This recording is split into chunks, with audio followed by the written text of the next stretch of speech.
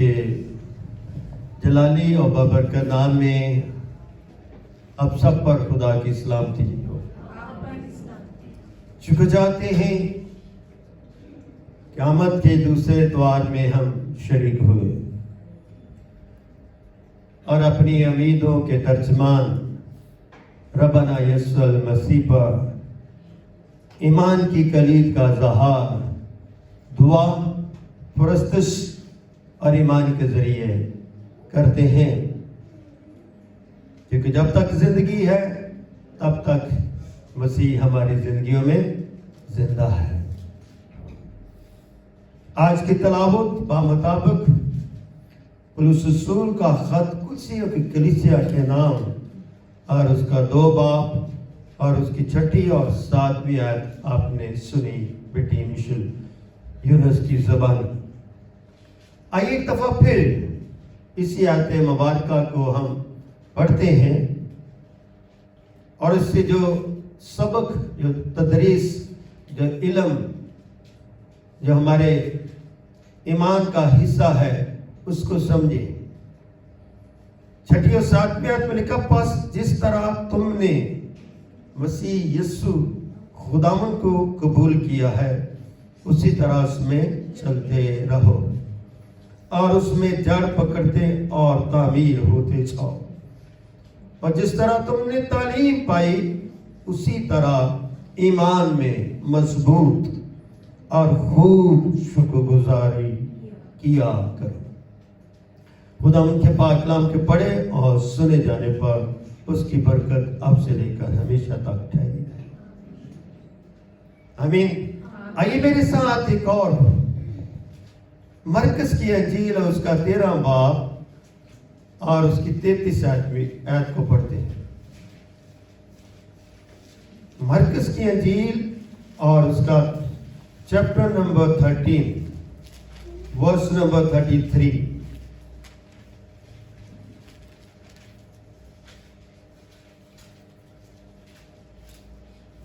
खुदा उनके पाक कलाम में से लिखा है, मरकस की अंजील और उसका 13 बाब उसकी 33 आयत में, खबरदार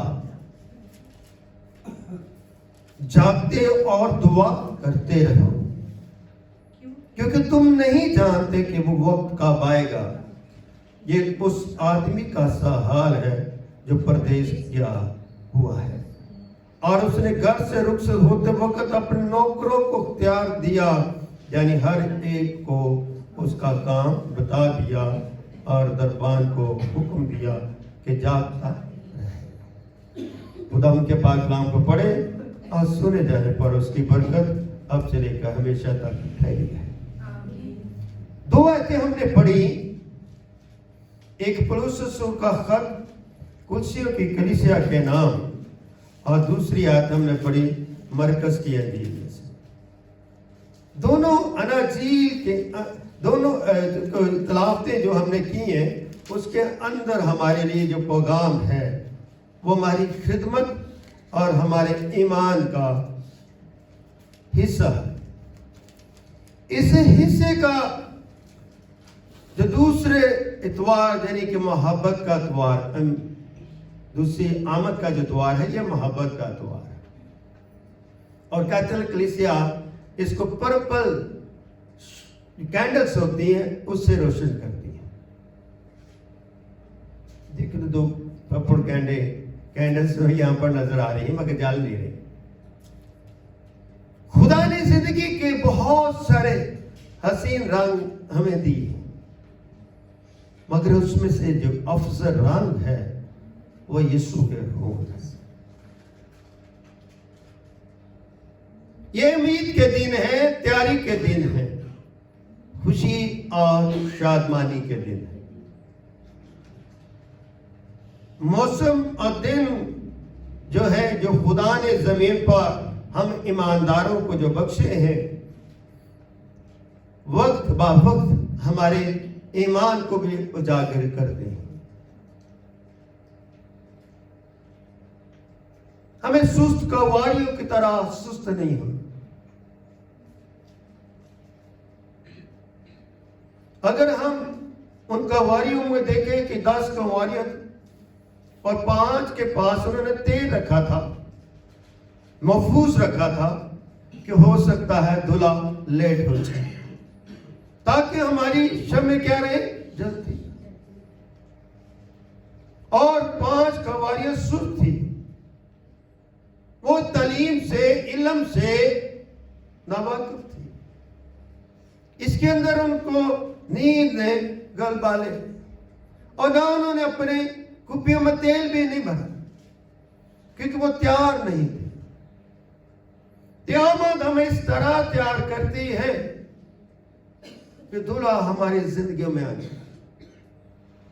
ये ना कि हम अपनी तैयारी के बगैर ही रह जाएं और अपनी मंजिल तक ना पहुंचे। हमारी मंजिल का ईमान क्या है कि यीशु मसीह जो है वो कंवारी से पैदा। और ये जो दूसरा आमद का इतवार, इसको नबियों का इतवार भी कहते हैं। नबी कलाम करते हैं, कलाम के वसीले से कलीसिया को तैयार और बेदार करते हैं।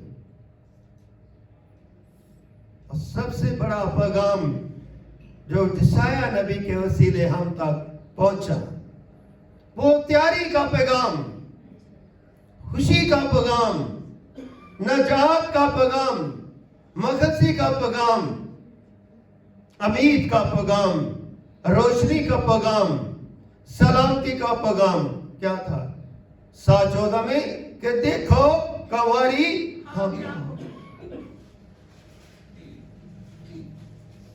देखो कंवारी हामला होगी, बेटा जनेगी, और उसका नाम क्या रखना, मन में रखना, जिसका तर्जुमा खुदा हमारे साथ।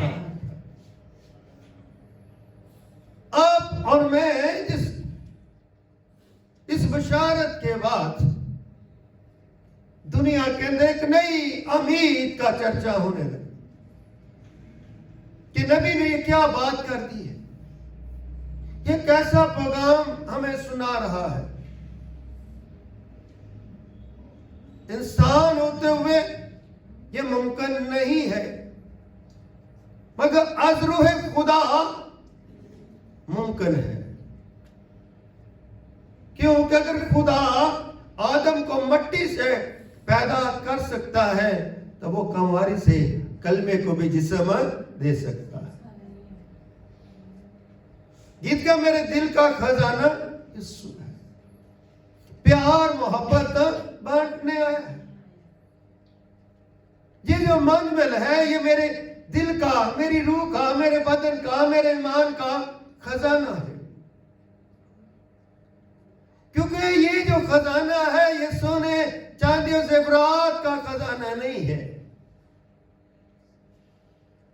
मोहब्बत का खजाना है, उम्मीद और तैयारी का खजाना है। इसी तरह पौलुस रसूल कुलसियों की कलीसिया को पैगाम और खत और बशारत इरसाल करता है। क्या करता है? पर जिस तरह तुमने मसीह यीशु खुदावन को क्या किया, कबूल किया। ज़बूर नबी फरमाता है, मुबारक है वो जिसका खुदा खुदा है। मैं और आप मुबारक है क्योंकि कलाम कहता है, पर जिस तरह तुमने मसीह यीशु खुदावन को क्या किया, कबूल किया। तो यशायाह नबी क्या पैगाम दे रहा है कि देखो, सुन लो, जान लो, ईमान ले आओ। मैं बताना चाहता, मैं तुम्हें खुशी की बशारत देना चाहता कि कंवारी हामला हो, उसके बेटा होगा, उसका नाम मनवेल होगा। वो खुदा की मानंद होगा, खुदा की सूरत पर होगा, और वो खुदा की तरह होगा। उसके अंदर सारी शानो शौकत उसके साथ होगी। वो खुदा होगा, वो तुम्हारे साथ होगा। क्रिसमस से पहले हमें ये जानना चाहिए कि ये पेशेनगोई मेरी पेशन गोई है, मेरी उम्मीद की तर्जुमानी करती है। क्योंकि यीशु की आमद का मकसद अपने ईमान में जानसार बनना है, जाफशा बनना है, बावफा बनना है। क्योंकि जब हमने मसीह पर मान लाया तो उसे खुदा भी मान लिया और उसे खुदावंद भी मान लिया। फिर उसमें चलना है, बढ़ना है, फलना है, फूलना है, तरक्की करनी है, बंदगी करनी है, गवाही देनी है, सुस्त नहीं होना। क्योंकि वो दुनिया का तख्लीक करिंदा है। जब मैं उसमें चलूंगा तो मेरी खुशी और शादमानी हो। इसलिए खुशी से खुदा के घर में आने वाले खुदा में मुबारक है। आप आए, खुदा में मुबारक है। अगर हम खुदा में मुबारक ना हो तो हमारे कदम रुक जाए, हम सुस्त पड़ जाए, बीमारियों में कमजोर हो जाए। अगर हम खुदा में तामीर होना चाहते हैं, खुदा में जड़ पकड़ना चाहते हैं, खुदा में तैयारी करना चाहते हैं, तो जरूरी है इन मौसम में अपने मुंशिए दो जहां यीशु अल मसीह को अपना खुदा और अपना खुदावंद कबूल करें। जब तक हम खुदा और खुदावंद को कबूल नहीं करते, हम चलते हुए भी डगमगाते हैं, देखते हुए भी हम अंधे हैं, सुनते हुए भी हम बहरे हैं, बोलते हुए भी हम गूंगे हैं, चलते हुए भी हम लंगड़े हैं। हमने ऐसा नहीं बनना। कलीसिया 2 वक्त पे तैयारी का करती है। एक तैयारी मसीह की वलादत की होती है और एक तैयारी मसीह की रियासत की होती है। एक तैयारी में हम मुझे जो जहां की पैदाइश का तस्करा करते हैं और एक तैयारी जो रोजों में की जाती है, उसकी आजमाइश की बात की जाती है, उसके कर्ज की बात की जाती है, उसके सब्र की बात की जाती है, उसके तहम्मुल की बात की जाती है।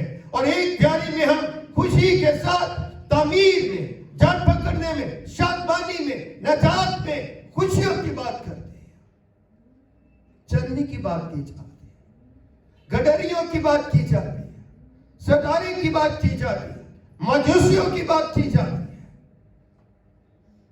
ये खुशी की अलामत है। एक तैयारी, एक आमद, वो है कि हम मसीह की सलीब को बयान करते हैं।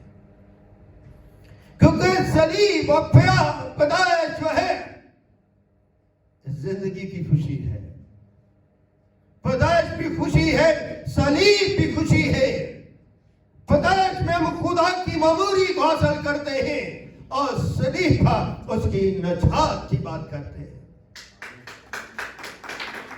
इसलिए ये तैयारी जो है अफजल है, पर फजल है, पर ईमान है, पर वखार है, शान और शौकत के साथ भरी हुई है। इसलिए चलनी मेरी और आपकी बेचारगी की अलामत है। इसलिए इसी बात की 9वीं आयत को देखिए, लिखा है क्योंकि अलूहियत की सारी मामूली। ये पासे जबान गौर से जहाज और पासे जवेसा अक्सर हम खता कर जाते। लिखा है क्योंकि अलूहियत की सारी मामूली उसी में मुजस्सम होकर सकूनत करते। तो फिर अलूहियत बशरियत को छोड़ तो नहीं सकती। अगर अलूहियत बशरियत को छोड़ दे तो फिर ये कलाम मुजस्सम असली और अब्दी नहीं हो सकता। अलूहियत जिस्म के साथ हमेशा है, क्योंकि लिखा है क्योंकि अलूहियत की सारी मामूली उसी में मुजस्सम होगा सकूनत। इसका मतलब है अलूहियत ने क्या ले लिया?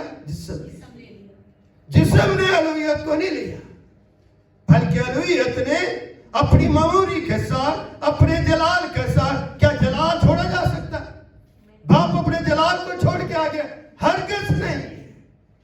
हमारी तालीम का फुकदान है, ये हमारे ईमान का फुकदान है। खुदा का जलाल, बाप का जलाल एक ही है, इसलिए लिखा है क्योंकि अलूहियत की सारी मामूरी उसी में मुजस्सम का सकूनत करती है और तुम उसी में मामूर हो गए। आमीन। कितनी बड़ी बात है, जिसमें अलूहियत की मामूरी सुकूनत करती है और उस पर ईमान के वसीले से मैं और आप मामूर हो गए हैं।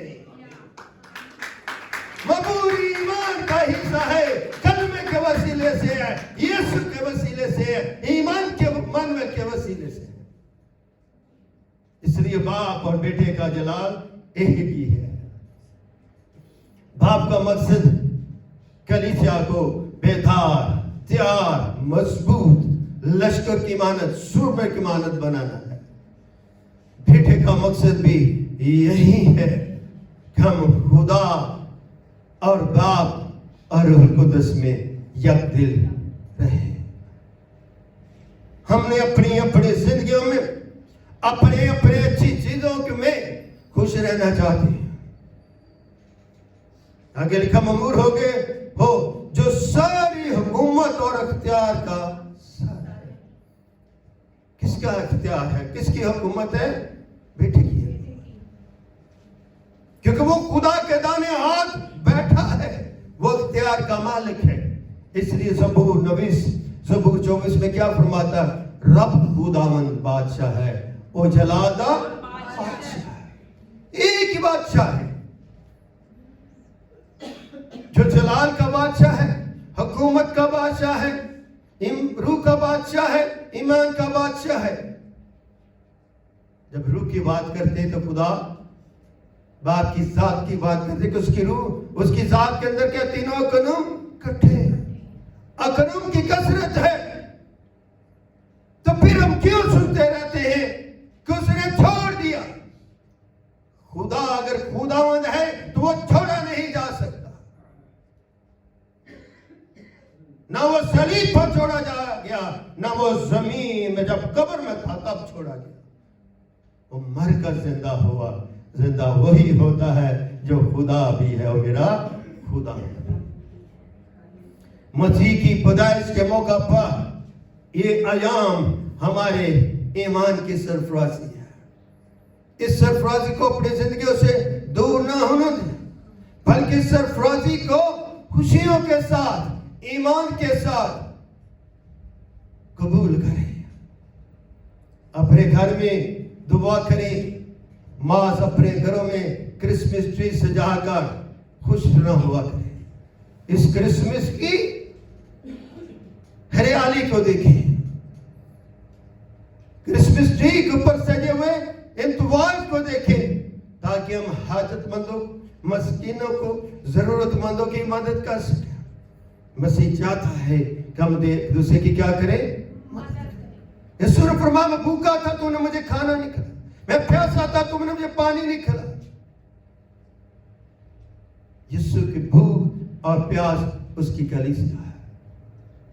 यीशु ने क्या कहा? मैं दुनिया का नूर हूं। यूहन्ना की इंजील उसके 8 बाब उसकी 12वीं आयत में आइए देखते हैं। यूहन्ना की इंजील और उसका 8 बाब।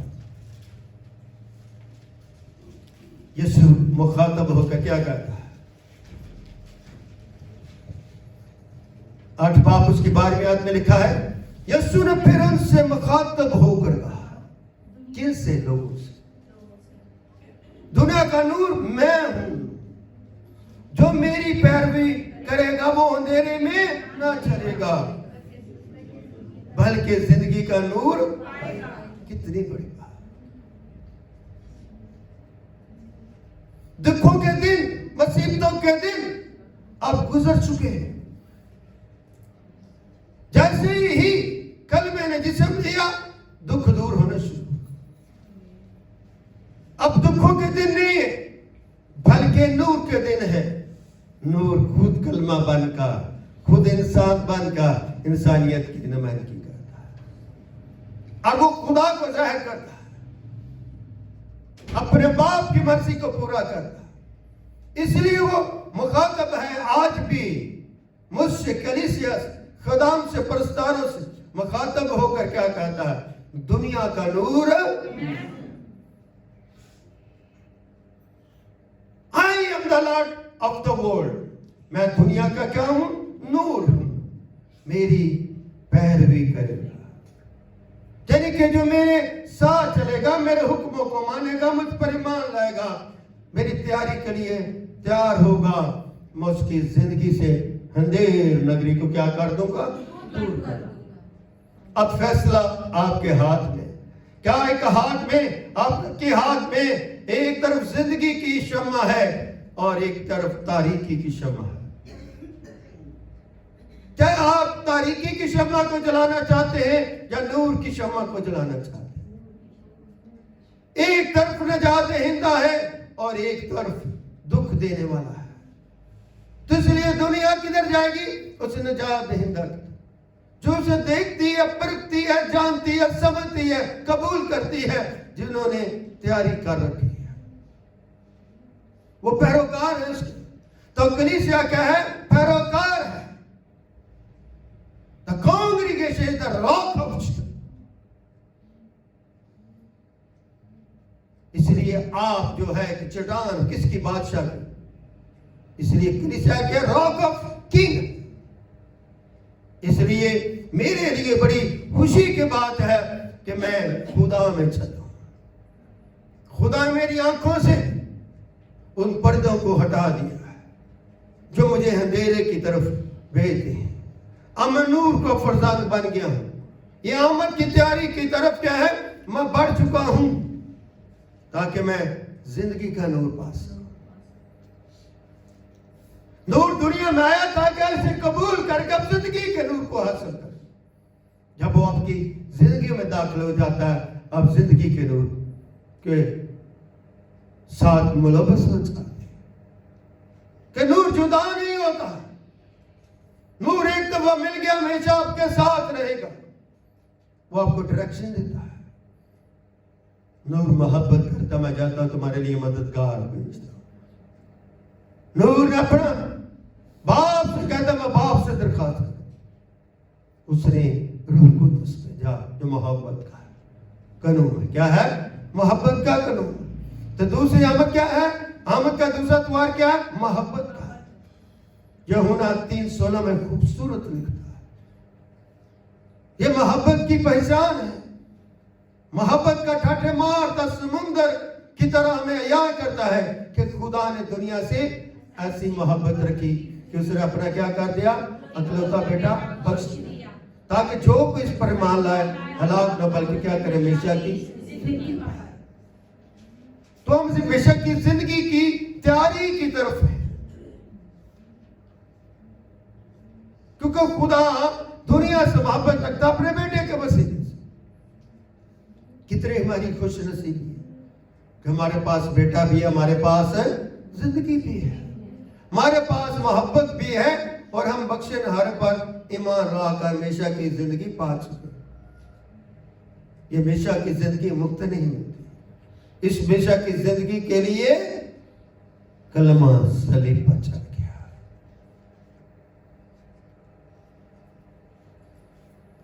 कलमा सलीब पर चढ़ गया। बहुत पढ़े लिखे होना बड़ी अच्छी बात है, मगर पढ़े लिखे के साथ कलाम को हिकमत से समझना, बयान करना बरकत का हिस्सा। इसलिए इस बरकत को समझे, जाने कि यीशु क्या कहता है, क्या मुखातब वो कहता है, दुनिया को बताना चाहता है। वो एक कौम से नहीं, एक कबीले, एक नस्ल से मुखातब होकर नहीं कहता कि मैं दुनिया का नूर। उसे पूरे आलम कुल को यह पैगाम दिया कि मैं ही हूं दुनिया का नूर। कोई नबी कह सकता कि मैं दुनिया का नूर? किसी ने कहा, किसी ने दावा किया, मगर दावा वो कर सकता है जो हकीकी नूर। इसलिए इस नूर को साथ चले, तैयारी करें और उस तक पहुंचे। वो तो आपके पास है, वो आपके पास है। क्या कलाम कहता है कि खुदा ने जहां 2 या 3 मेरे नाम के कटेंगे वहां पर मैं क्या होऊंगा? मौजूद हूं। इसलिए खबरदार रहो, जागते रहो। खबरगिरी का वक्त है, खबरदार रहने का वक्त है। जागो, दुआ करो। यीशु ने भी तो अपने शिगिर्दों से कहा था, जागो, दुआ करो। दुख की हालत महसूस किया, शिगिर्द सो गया। मसीह सारी रात दुआ करता, मसीह जागता था। तो मसीह चाहता है कि कौन भी इसकी क्या करे? जागे। और इस आमद के दूसरे द्वार, पहले द्वार, दूसरे द्वार, तीसरे द्वार, चौथे द्वार, कलीसिया पूरी तरह जाम फशानी के साथ तैयार होकर कलाम मुजस्सम की चन्नी के पास आ जाए। चन्नी उसके इस घराने को, खुदा के घर, खुदा की हैकल को भी जहर कर दिया। चन्नी मेरे दिल को भी जहर करती है, मेरी सोच को भी जहर करती है, मेरे ख्यालात को भी जहर करती, मेरे बदन को भी जहर करती है। इसलिए आज से अपनी जिंदगी में यीशु की चरनी को महसूस करें और इस उम्मीद और तैयारी के मकसद को पैदाइश की खूबसूरत तकरीबात जो दुआया सूरत में होती है। मुस्लिम चर्चेज में कलीसिया कैरल सिंगिंग का एहतमाम करती है, शुक्रगुजारी की मीटिंग का एहतमाम किया जाता, घरों में पास्टर साहबान को बुलाया जाता, क्वायर को बुलाया जाता, मिलकर खुदा की कैरल की जाती है, खुदा को याद किया जाता, खुदा में हजूरी का शुक्र अदा किया जाता। जहां खुदा के लोग वहां खुदा मुतकल्लम खुद मौजूद है, क्योंकि वो मैं खुश और खुरम देखना चाहता है। इस तैयारी में अपने मकसद में खुश और खुरमी को महसूस करें, क्योंकि अलूहियत की सारी मामूरी उसी में मुजस्सम होकर क्या करती? सुकूनत करती, मुझे इत्मीनान देती। वो इत्मीनान का शहजादा है।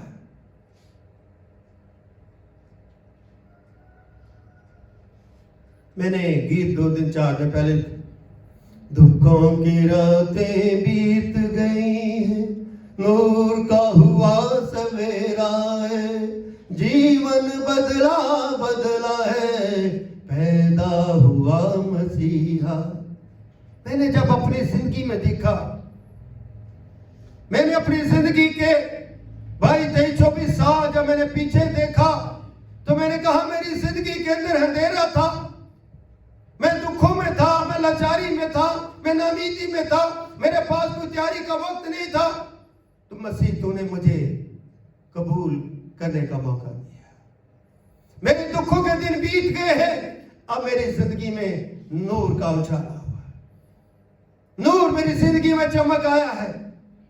अब मेरी जिंदगी एक बदली सी है, क्योंकि मैं जान गया हूं कि कलाम मुजस्सम पैदा हो चुका है। आमीन। इसलिए हम सबको कलीसिया के लिए, कलीसिया का मकसद ये है कि वो समझे जाने। हमने 2 दिन की कन्वेंशन की, ये क्या था? तैयारी के कन्वेंशन की। हमने प्रस्तुत की, दुआ की, कलाम सुना, खुदा के खादम भी आए, मैंने भी कलाम शेयर की, बरकत पाए। दुआ करने वालों ने, मीठी परजाइद करने वालों ने और शमूलियत हासिल करने, ये अक्सर बरकत है। मसीह की तैयारी अकेले नहीं, मिलकर करनी चाहिए।